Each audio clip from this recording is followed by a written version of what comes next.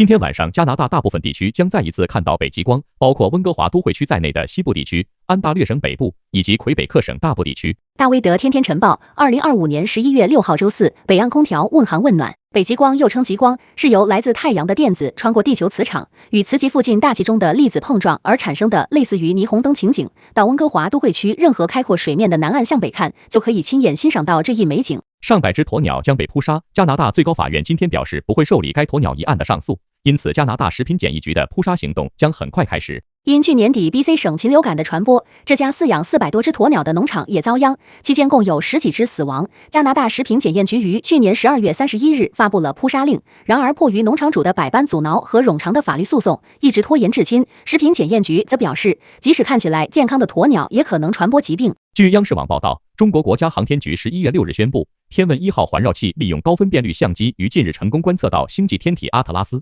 期间天问1号环绕器距离目标天体约3000万千米，是目前观测该天体距离最近的探测器之一。北岸空调由 BCIT 专业培养认证的工程团队，专门针对供暖热泵、通风、除湿空调等系统提供完整解决方案，整体安装、调试、检修和服务，为您和家人度过一个据央视网报道，新版基本医保药品目录及首版商保创新药目录拟于12月第一个周末在广州线上线下同步发布，明年1月1日起正式实施。今年目录增设了商保创新药目录，共有121个高值药品通过商保创新药目录形式审查。